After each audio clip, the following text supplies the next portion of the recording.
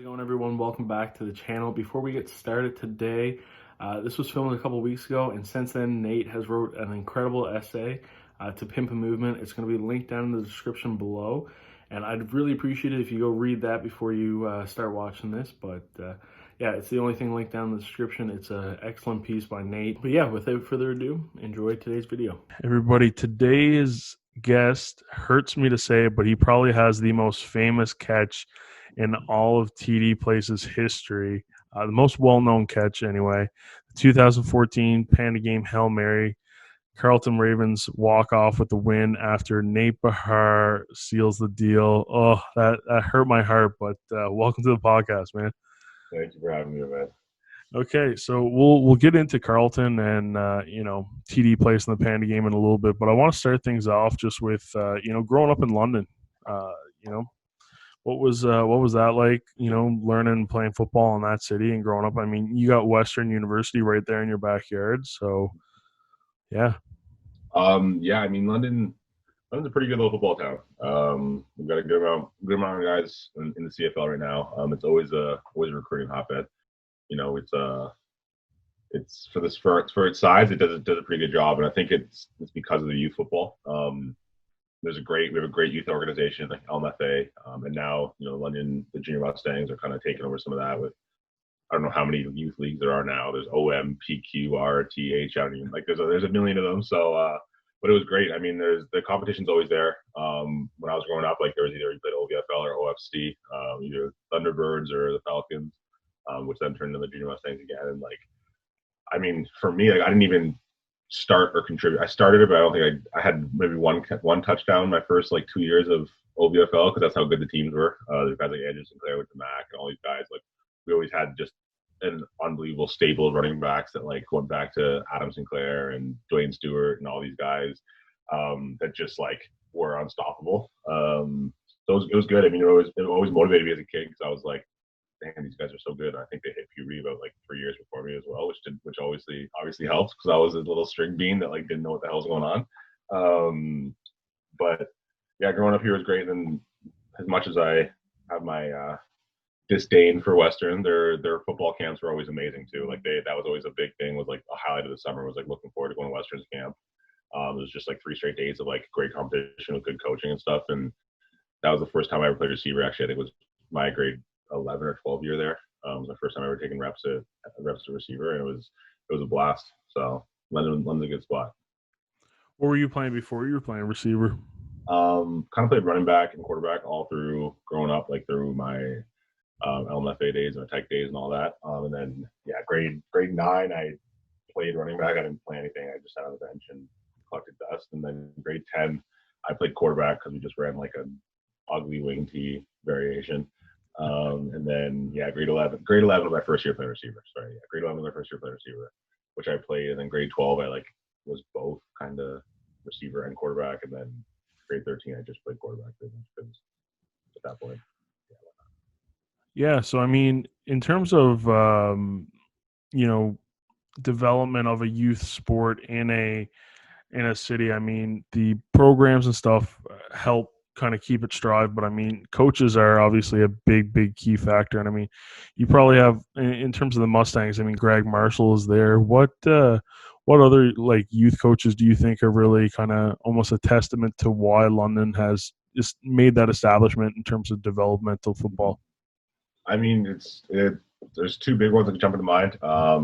My coach through high school, Johnny V, Mr. John Houvelitis, he was a staple. I mean, he also coached Beefeaters, which was the I forget all the terms.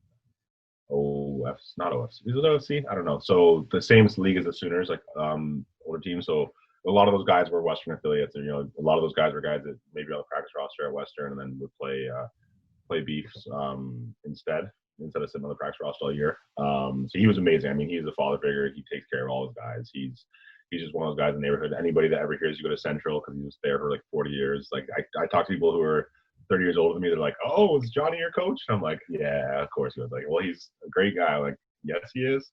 And then the Cercelli family, who again is from our rival, CCH, so London Catholic Central Secondary School. And then they have strong Western ties there as well. I think JP is actually with Western now. I think he's been there for a couple of years.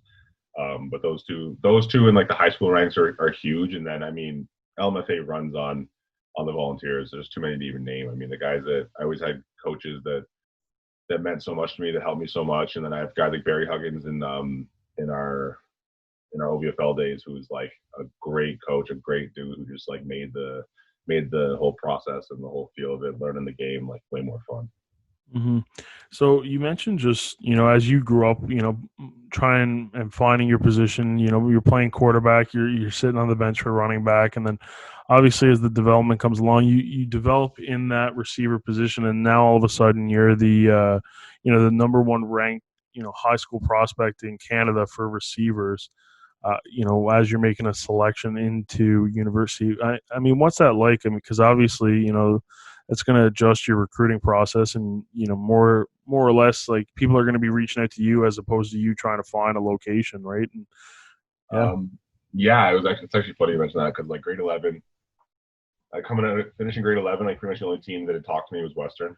They'd come by some practices and stuff like that, and been like, okay, like those kids, a string bean could get blown away by the wind. There's clearly at least some athleticism and stuff there. So they had chatted. So I knew by grade 11 at least, like I was gonna be able to play. I mean, I was a confident kid, so I kind of thought that already. But like it was nice to at that point like have a coach talk to you and pull you aside and stuff. So grade 11, yeah. At the end of that, like sending off the tapes to teams and stuff, and you get like, oh yeah, fill out this little thing for me. Yeah, yeah, cool, sweet. Get in the portal.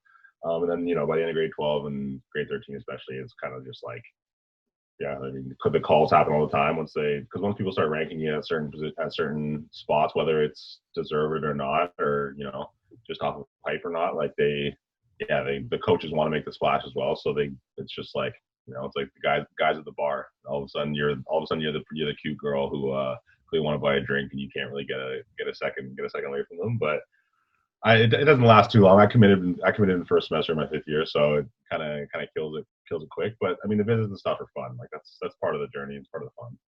Hmm. Why was it such a quick decision for you? So my grade 12 year, I was deciding between Guelph or Mac, realistically. Guelph, Mac, and then like Western was a bit of a back burner. Then I was kind of kicking the tires, about down south and stuff, and talked to some places. And then it kind of just came to it, and I was like, honestly, screw it. I don't really want to go through the whole cause I was probably going to have to go to Resco, like military or something like that, like one of the prep schools, for at least a semester, then early enroll in January, at one of the D1 schools. And it was kind of just like, what, I've built a name here. I'm going to get to play early. I'm going to do my thing. Like if I develop, and the thing that I always said to myself and like always said to my mom and my dad and stuff was like, if I develop the way I know I'm going to, then like I'm going to get a chance anywhere. Like whether it's NFL, CFL, like they all have enough money to find you if you're playing well. So then it was just like my whole going into 5th year, the whole summer before, I was just like, I'm just going to be a Mustang, like whatever. I'm going to go, we'll win some Yates, we'll win some Beignets. I was good friends with Will Finch at the time, who was obviously the quarterback there. We were going out on the weekends and stuff and all that, and like we're all friends.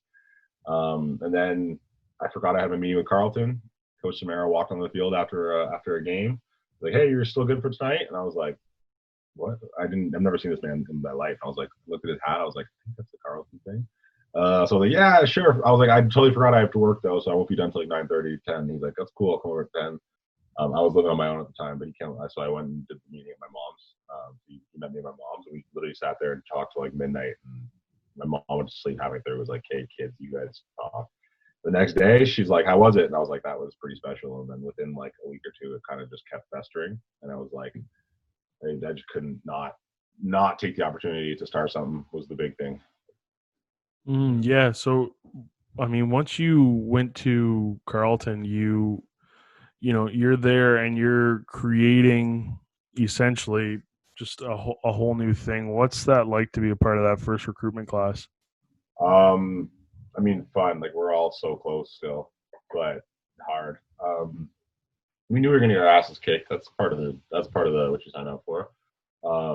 But like we learned so much. Like even like in every way. I mean, you're gonna lose. We obviously hope that there's some games in schedule that we're gonna have a chance to pull out. You're hoping. Like the one thing I always wish from that year is that we got Waterloo later rather than week 2, or like that the York game was a little later on as well, because we're both winnable talent wise and whatnot. Um, but like we learned so much about ourselves and stuff, and like our coaches did such a good job at bringing us along, not just as football players and teaching us playbooks and schemes and all that, but like especially in our little leadership group that we kind of started in that first year. Like Coach Samara would let us, would let us make our mistakes, would let us mess up. I don't know if I'm allowed to swear on this, but he'd let us screw up as we go, and then like kind of teach us like, hey, well, maybe did you think about X, Y, and Z when you made this decision, or did you think about this when you yelled at this dude for being 3 minutes late? Did you think about all these other things that could happen? And like, so in that sense, it was just like, it was so incredible feeling like seeing the way that we grew and like started to understand how to lead and how to be a team. It was pretty cool. Hmm. And I mean, with the you know reestablishment of the program, that first year was Panda's back now. Mm-hmm. So it was the last time that it was at Lee's. Um, just, I mean, obviously, like you said, you got a few ass kickings, and that was probably one of the earliest ones or whatnot of the season. But yeah, what was it kind of like to almost see the Panda game kind of transition from that, the first game back at Lee's where U Ottawa took it, and then the 4 year streak that Carleton went on after, and then obviously you're going through like a crazy 4,000 fans at Lee's, and which is a success in terms of OUA football, and now all of a sudden okay, 11,000, 12,000, 16,000, and so on. Yeah, I mean, it was great. Like it was fun to get that first experience.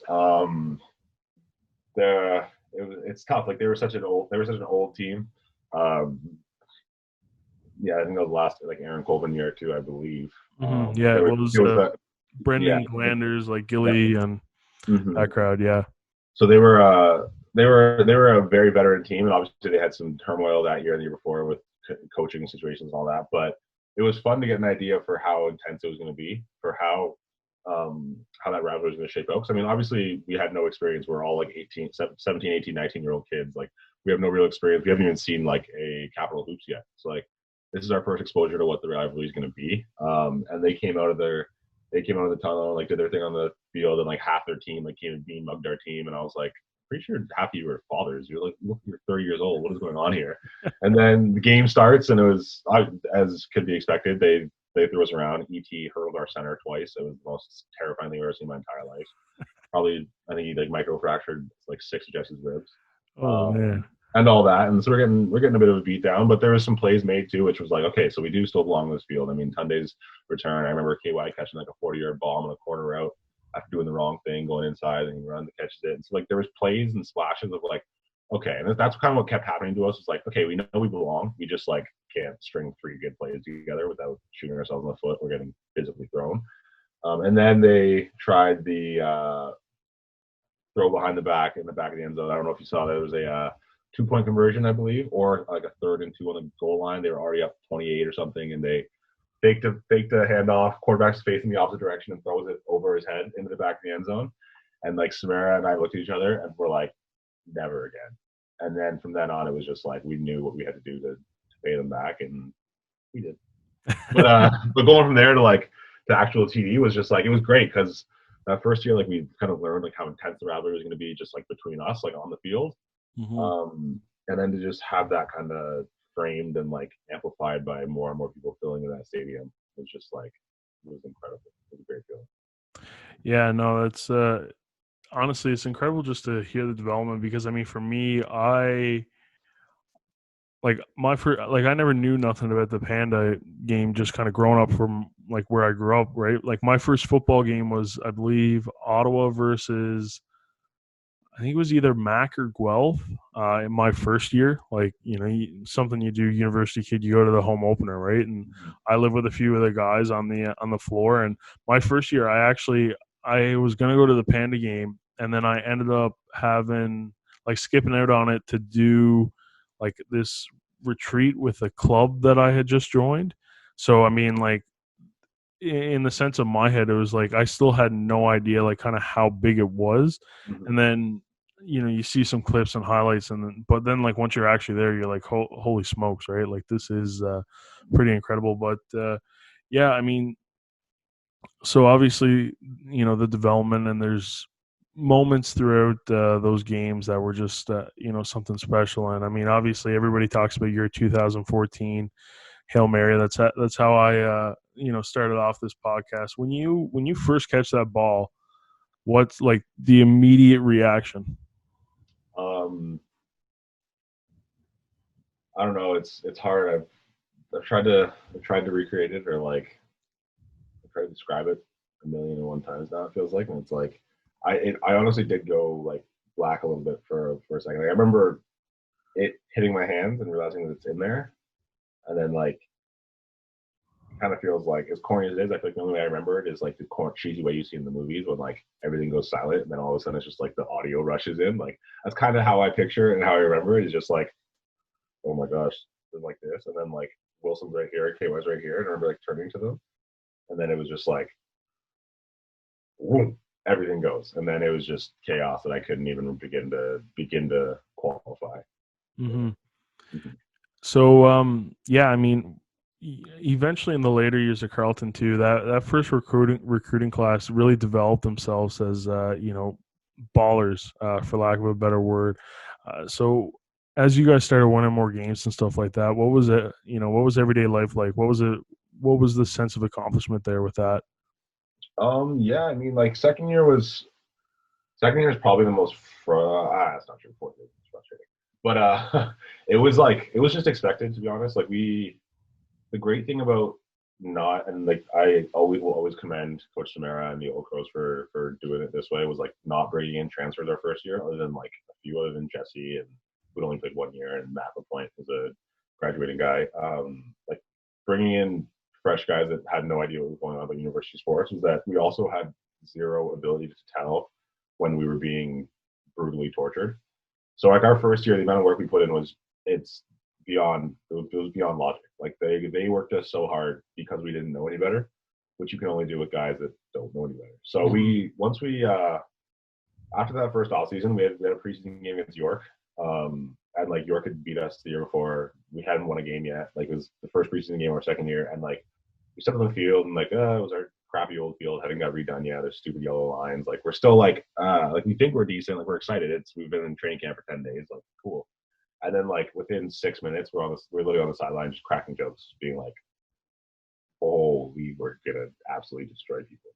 Like not like we're gonna destroy everybody, but like these guys suck. Like like how did we lose these guys last year? Bo Hyundai House is one that was just like the most hilarious thing. There was like 8 pancakes in the play. Like it was just absurd. And like so then we kind of had that a little bit of confidence in the second year. And obviously there's gonna be a lot of humbling moments. Like um, we got blown up by Laurie after we won the Panda, like stuff like that. That was just children being children and partying for a full week of practicing. But um, there's stuff that went on, but we realized like early that we had the talent. Like that was never the issue. So it was always just about harnessing that and like buying into coach's scheme, not letting not letting egos run rampant, and kind of being for the team, realizing that some guys are going to take back seats, and that certain games were going to be your games and all that.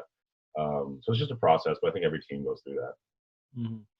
You mentioned him a few times now, so we'll chat about him for a bit. But yeah, Tunde, he is probably the most electrifying player I think I've ever seen live in terms of just Canadian football. He can make people miss, and he'll punish you if it's a missed field goal or a any slip up on a return special team or anything like that.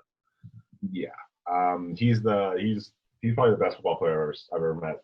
He's probably the best Canadian football player I've ever met. Like I think bar none. Um, the only way I can describe him is like I feel like he has the same wiring in his brain that those psychopaths you see like doing BMX tricks, and like Nitro Circus guys like going off like a 500 like 50-foot ramp on like a skateboard, like that just fearlessness that like you don't click in your brain that bad things can happen. So like Tunde catches a football and like goes dark in his brain and doesn't realize that spinning against the grain could get his teeth knocked out. So he just does it. And then Yeah, luckily he's so athletic that he just makes it happen. Like I don't think that he ever considered like, oh, this could go horribly wrong. Because that's the first thing I would think. If I'm like, hey, catch his punt and there's 12 guys running down at me, I'm not spinning back against the grain where they all came from. I watched him do it twice on one return at Windsor. Like he span once, stopped, and then span again as everyone was flowing, and I was just like, there's something wrong with this human being. Like there's something fundamentally wrong with his brain, but it's the most beautiful thing to ever watch, man. Hmm. I also don't think he gets enough credit as a a safety, a DB. Like he is a baller on defense as well too. Yeah, 100%. I mean, this year was hilarious when we played Hamilton. I think we played twice or three times. Either way, I remember the first game we played them, and a coach who will remain nameless was kind of like trying to hate on him.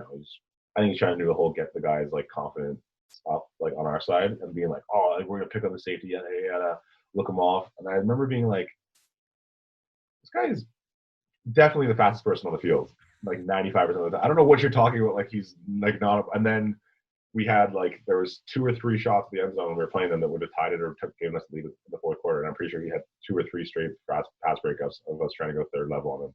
And I remember being like, this sucks that we lost, but like it kind of shows you. Like I don't know why you think that this is gonna work, that we're gonna be able to take advantage of him beat. Like that's not a thing that happens. And he's grown, he's gotten so much more tough and like put on good size too. And he delivered some blows, which is awesome. I love the dude. So Yeah. What was it like to get to see him, just get to hold that Grey Cup with Calgary? That was probably a special moment, eh? yeah, I mean, I was so happy for him. It's so funny because he fell so much in the draft too, which I mean, we all know in the CFL, like the draft rankings are so hit and miss. It's so different about so based on where you land and sort of how they're going to use you more than anything. Well, I Uh, mean, sorry to cut you off, but I mean, we've seen it this year, right? There was a O lineman who was supposed to go fourth overall, and I think he dropped down to like 60th, something like that, right? so there's so much that can go on, but like I think it was the second year, right? Yeah, it's his second year in the league wins the Grey Cup and is starting, and then his third year pass, he's an all star. It's like it's well deserved. Um, the dude is, and the thing that people don't realize is he is so smart. He's one of the smartest football players in the field. He's not always the most vocal, which I think is why people don't necessarily associate the attribute with him. Like they don't, because he's not always talking about how smart he is. He's not like Richard Sherman, but he knows what's going on. He knows what's coming. He knows how to get guys lined up and whatnot. And I remember reading some reports in Hamilton too, like some of the big name guys there, like Leonard and all them guys, like saying that's what he does for them. Like he is their a bit of their coach on the field and whatnot, or their QB in the secondary, which is awesome. I love to see that stuff said about him. Hmm. So let's talk about your, CFL draft experience for a little bit there, because I mean, you went in as a high ranked receiver, and like we said, the CFL rank is, you never really know what's going to happen. And I mean, I think your final ranking was maybe around ninth for like the CFL Scouting Bureau one, and then in 2017 you end up going in the first round, fifth overall, which I mean, in my opinion, like the first round for the CFL, it's almost reserved for either linemen or then NCAA guys, right? In terms of the skill position, it's very kind of hard to see a U Sport player, skill position, land in that first round. So I mean, what was it kind of like to almost, break the stereotype there in a little bit? Yeah, I mean, it was an interesting year. Like we had, it was it was pegged as a receiver heavy draft, with myself and Danny, and then not Noah, sorry, Mitch Picton, a couple guys from Can West, and the like.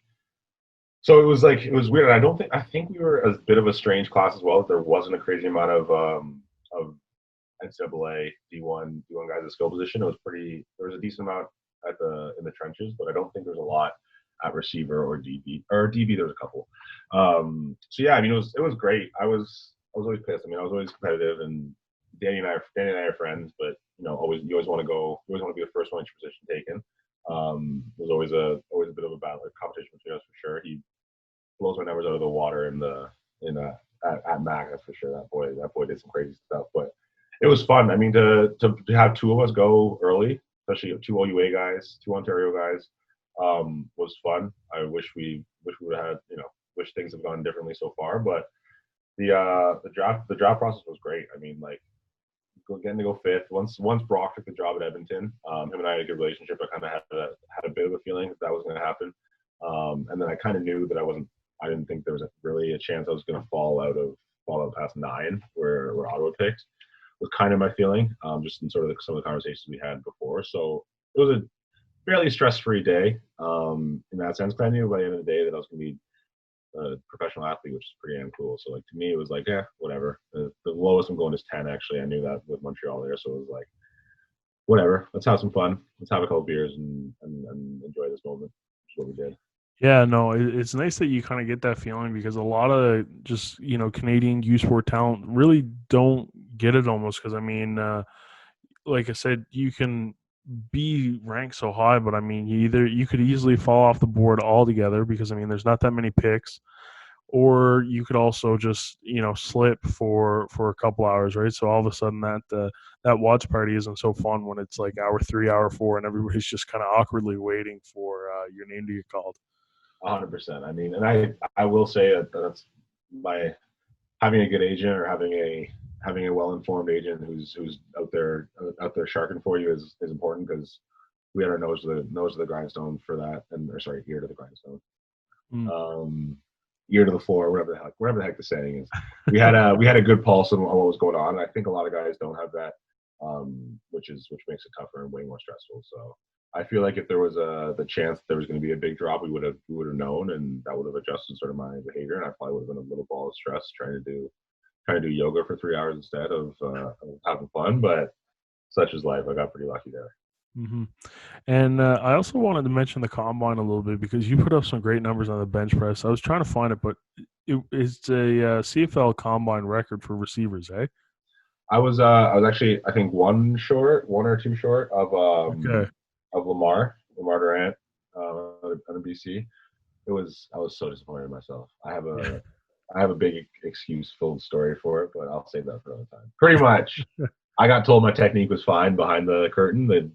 The guy comes back and looks, and I was like, "Hey, you think this is fine?" He's like, "Yep." And then I started my sets, and he's like, "Flatten your back out," blah blah blah, and then I was all stressed. But whatever. I had done 31 like 2 weeks before, so I was so pissed at myself because I wanted to hit 30.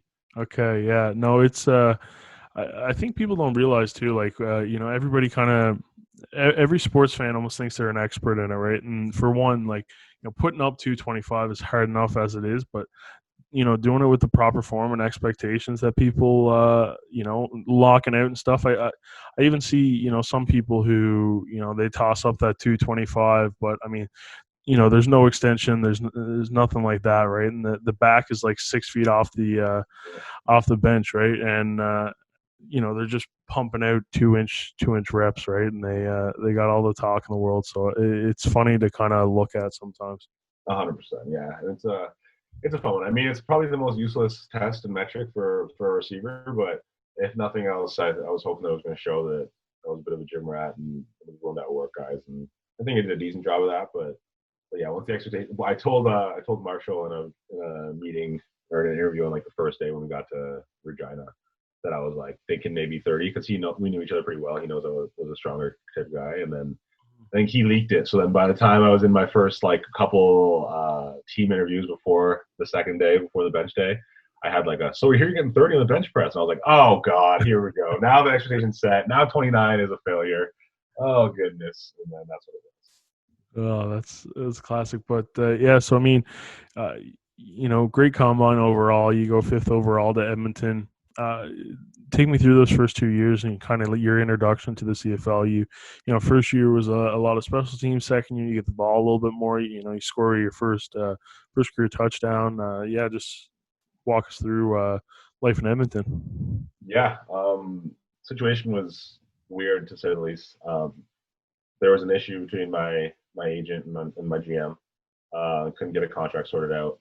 There's a lot of noise around that. A lot of people have their opinions about what the heck went on, and we don't need to go into too many details. But essentially speaking, if someone offers X and other people at your position have gotten Y and the same spot, then it's pretty weird to assume you're just going to randomly take X because you have no other choice. So I don't know the details of it because my agent keeps me away from the numbers. But essentially, that was tough. So I missed all the training camp and showed up like 3 days before week one. Obviously, the vets on the team have been hearing stuff that's been pumped into them from the Edmonton media, which has come from the Edmonton GM. So it's all very biased. Saying I was asking for some just insane numbers and these crazy signing bonuses, and I got there, I was like, this is all news to me. Like, damn, I wish I asked for that because that was hell. If I started there, maybe I would have ended up somewhere else. But No, so it was very strange to me because I'm like to think I'm a likable human being that wants to just be friends with people. And so it was like very strange coming in my first season, and I missed a whole training camp. I'm playing with the best quarterback in the CFL, who's also like the most intense. And Mike Riley, he barely knows my name because I haven't been there. He's kind of just like, who is this stupid kid who thinks he deserves $100,000 signing bonus for no reason? And like I'm like trying to be like, hey, it's not how it went, yo. But so it took a couple of weeks just to even warm up, and then luckily Carson, like Coach Walsh, my OC, and Coach Moss were both on my side and both supportive, and they're both players, coaches for sure, in the sense that like they understand that the number side of things is different, and so they tried to help me out. And I think it was like my second or third practice. Coach Walsh made sure that I got what we used to call a delta, just a big deep, just a go ball from one strong from the Z position, and so I caught that over our starting corner on like the second or third day, which is pretty exciting. And the receivers were at least like, okay, this guy can play football. That's good to know. So that made it a lot easier. And then that year was just all learning. I mean, as I saw a photo I posted my story the other day, someone tagged me in it, and it was like we had a Darius Bowman, Darrell Walker, there. No, sorry, we didn't have D-Walk that year. Darius Bowman, Brandon Zylstra, Duke Williams, Brian Mitchell, Kenny Stafford, Vidal Hazelton.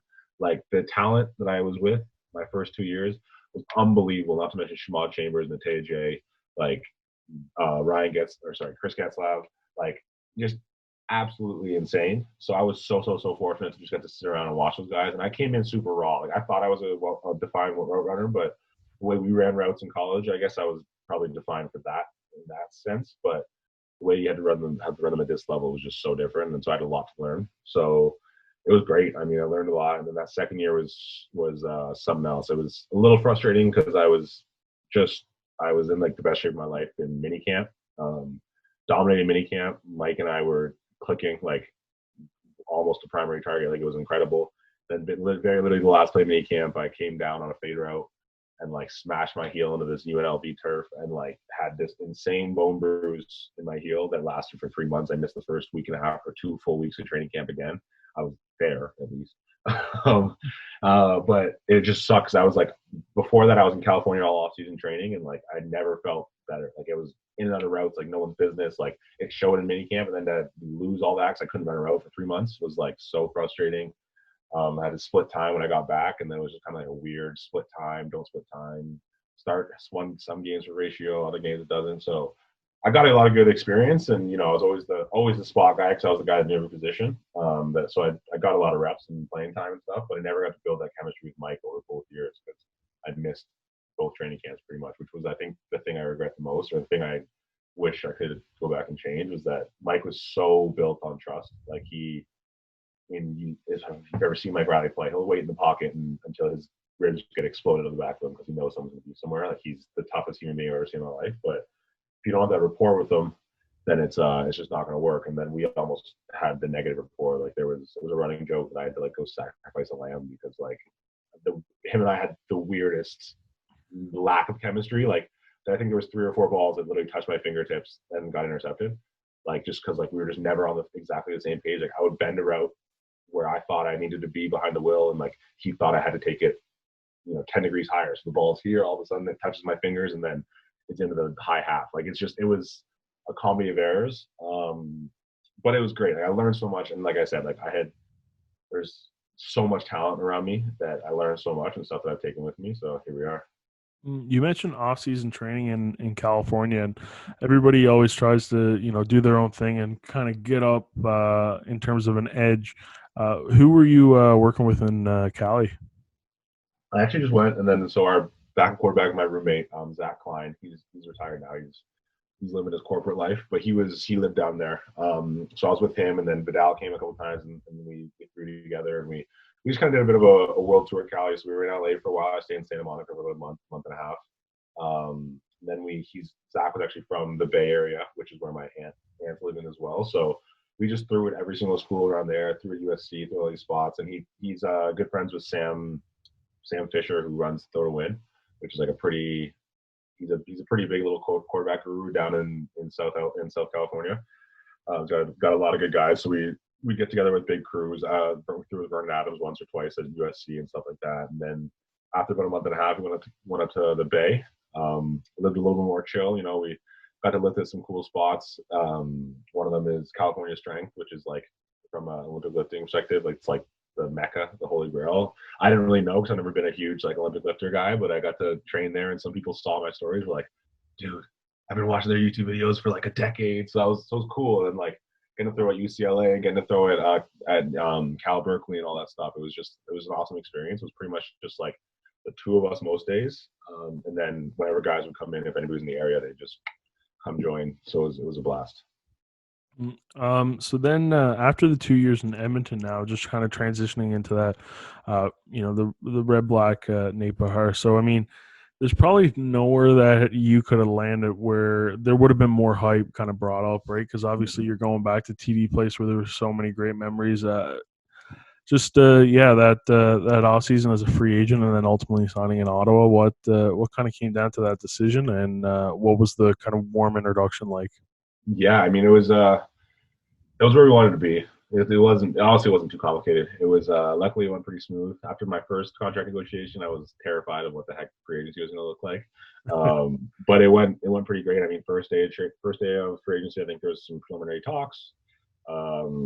Second or third day, it was kind of like I think there was one offer sent, and there was like one counter maybe, and then it was like, yeah, cool, good. Like that's pretty much it. We had our offers from a bunch of other teams and whatnot, but we were pretty singularly focused on getting back there. Um, I wanted to play with Jamie. I thought he was great, a great offensive mind, Elizondo, and um, thought Trevor was going to be there. He was just a quarterback I've always wanted to play with. I heard he was such a great guy. I mean, I loved Dom. Dom and I worked together all off season, and it was great. But it was just kind of Ottawa just seemed like exactly the fit. It's pretty much we got it, and I didn't think twice. I signed it, and bam, there it was.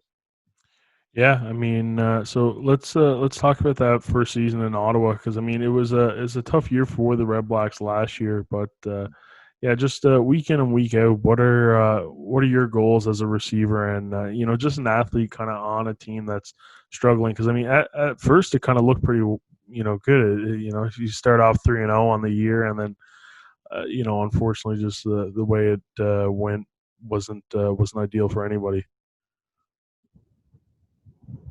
Oh, I lost it. Yeah, I mean, as a receiver, it's kind of this has actually been one of the things I've learned the most in my 3 years so far is like being able to shift where you put your energy into and like how you prepare and how you focus and how you measure success as well. Zillion B. Mitch, so Lorenzo Ilstra and Brian Mitchell were two of my best friends when I was in Edmonton both years.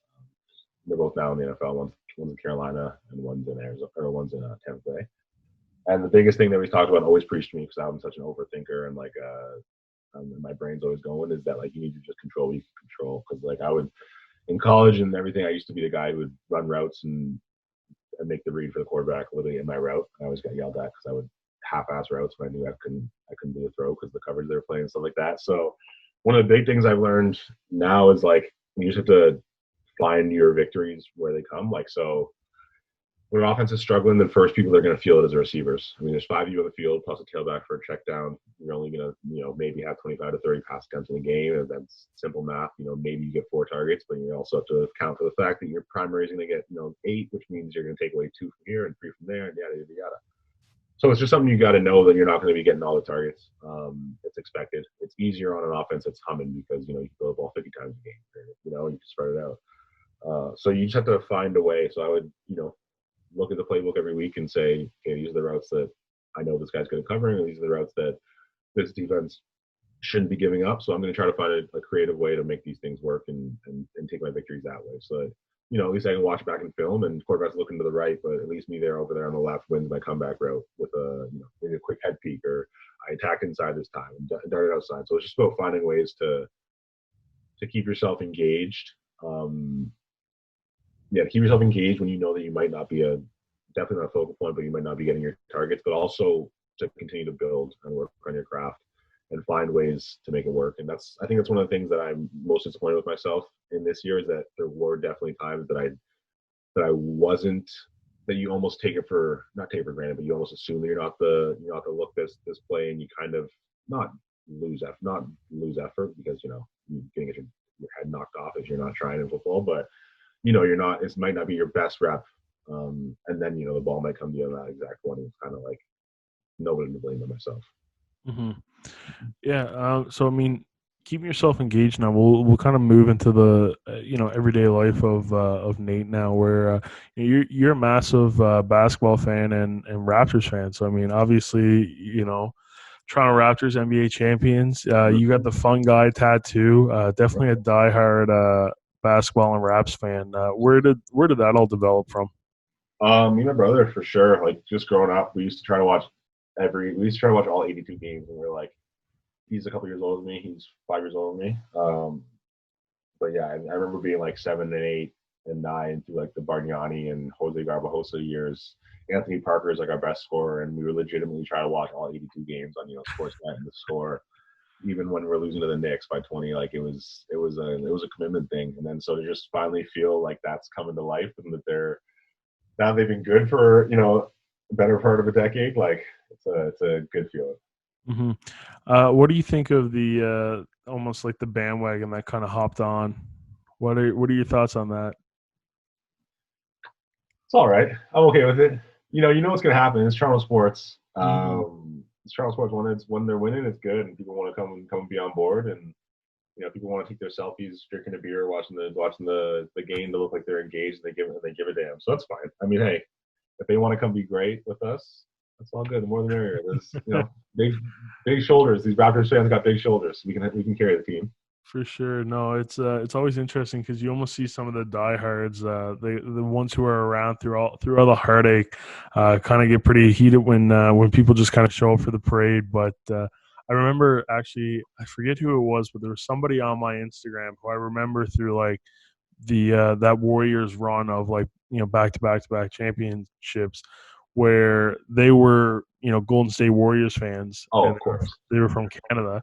And then the year that Toronto wins, now all of a sudden they were Raptors fans. So it's pretty funny to see sometimes. That's how it goes. But hey, I mean, the parade's more fun when more people are there. So we'll take some fake fans and stuff.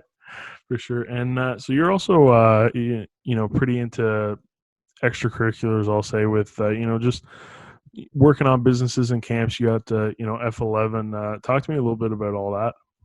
Yeah. Always kind of always been a thing I wanted. I've always loved coaching. My whole time at Carleton, every year, probably I think twice a year, we would usually do Incapa All Stars and the AIA All Stars while they were still around. And and I was usually, I think for my first year on, I was the OC, like I was usually the offensive coordinator for pretty much all those All Star games for at least one of the sides. And then we had all of our junior Raven stuff as well for my full 4 years there, and was head coach and kind of helping run that program. So coaching has always been something I wanted to do. So my first year as a pro in my first off season, I put together F11, so Formula 11 receiver camps. Ran them out in London my first year. They went great. I mean, I think we were almost 40 receivers twice a week. It's super intensive, but it was great. I got to coach all the things that I wish I knew when I was that age. All the things that kind of I had to wait till my first year in the pros almost to feel like just Hmm. to really attack, being full speed through your stems, how to attack leverage, how to do these different things, and different ways to approach the game that I wish I could have had earlier. I mean, I was so fortunate to have JPS Lane as my OC in Carleton. That he was probably one of the best Canadian receiver coaches I've been around. Um, but just getting to bring that to some guys and girls in the grade 9s, 10s, 11. Even I think I had some grade 8s that were a little younger that learned a lot. That was great. And then last year I ran out of Ottawa. Obviously, this year is a little different with COVID and whatnot, but we're working on something for the winter, hopefully, to keep it going and keep it growing. Because this past year we ran it with receivers and DBs. Justin Howell ran the DB side of things, and we had to throw it together a little late, which was tough because not knowing where I was going to be as a player, in free agency, didn't want to plan it for Ottawa if I was going to sign in Hamilton and have to leave the next day. So had to wait until free agency was done, which put a little straps on us for planning, but we made it work. I think the guys and girls got a lot out of it. It's just something we plan on growing every year. Okay. Honestly, that's pretty much everything that I wanted to chat about with you today. I appreciate you taking the time. It was a lot of fun. Absolutely, dude. Yeah, thanks for having me. Yeah, no problem. So this is actually the part of the podcast where I hand it over to you. The platform's yours. The show is yours. You can share a life lesson, childhood story. You can basically talk about whatever you want. So I mean, yeah, it's all yours. Take it away. Oh, a life story or a life lesson. Um, trying to think of how corny to not be. I get teased often for being corny at times with my motivational speeches, we'll call it. Is that why RJ Harris kind of tweets? No, that's because I make it my life lesson, my life plan, sorry, to annoy the hell out of him. He's like a big brother, but he's even more childish. He's like the most childish person of all time. So I had a good laugh at I think it was yesterday. He just goes on Twitter that he hates this guy Nate, man, and then your response was no at crazy times. Yeah. I like to make him sweat a little bit because what you don't understand about RJ is that he is famous for being the world's biggest liar on earth. Like he'll walk in the locker room and be like, "Hey, everybody, there's booster juice here. Someone dropped out booster juice." Everyone runs to the kitchen and there's just nothing there, just for fun, just because he's a sicko. So he deserves it. Trust me, he deserves a devil on his shoulder. But what'd you think when Trump tweeted at him? That was the funniest thing I've ever seen in my time. Oh my gosh, I could not believe it. I was trying to text him and he's like, "Dude, I'm trying to answer you. My phone's freezing. Like it's not working." Because the amount of notification stuff. He obviously had to turn his Twitter notifications off, but that shit was so funny, man. Oh my goodness. Yeah, my life lesson, I don't know. I think the simple one, and it's not like the stupid Instagram caption quote, like stop complaining, work harder thing. It's not like that. But my thing that always pushed me through like every workout when I was in high school and whatnot, and like I was 150 at best. I was like 145 in grade 11. Finished high school at like once. I think I finished my grade 13 year at like 168, something like that. I showed up at Carleton 200. It was just like I remember seeing a Tim Tebow clip of him at Florida, and like I'm not a big Tebow fan. Like I think he's a great player, but I'm not like a big like ooh Tebow. But it was just he said one thing that literally stuck with me for like the better part of a decade. Man, was like you just look in the mirror during a workout, and you just ask yourself, like, am I the hardest working person in my position in the country? And it stuck with me for literally ever. I would just sit there and think, and like, there's guys that I can literally still think of, and like guys that I'm literally friends with now. That like when I was in grade 11, 12, 13, I told myself I despised their existence. Like guys like Shaq Johnson, because he got so much love and he's an absolute baller. I think he's the most natural receiver I've ever seen in my life. Well, now one hand catch the Western camps, like he's a specimen. But like I would think about guys like that. I would think about Danny Vandervoort. I think about the Jamal Ketz, who was a guy from St. Andrews, played it. He was actually a Red Blacks draft pick back in the day. I remember like sitting there. It'd be 3 a.m. I'd be in the sunroom of my old place, like with just a set of dumbbells and a yoga ball, and just literally picture them. And I would just like go till I puked all the time. And it was just because of the fact that like if you're not the hardest working person at your position, then there's obviously somebody who's just better. It's just like a very simple equation. And it used to drive me all the time. It's a good one. I mean, I think if you can wrap your head around that in anything you do in life, whether you're a CEO or a sports media person, it's like if you're content with somebody working harder than you on this day, then you're content with them being better than you for life. It's just that simple. That's it. Yeah, I think that's a good point to end this off on. Nate, thanks so much for joining me, and hopefully, I'll be shooting you center stage Friday Night Lights soon. Yes, sir. That's the hope. That's the plan, my man. Okay, take care, bud. Yes, sir. Have a good one.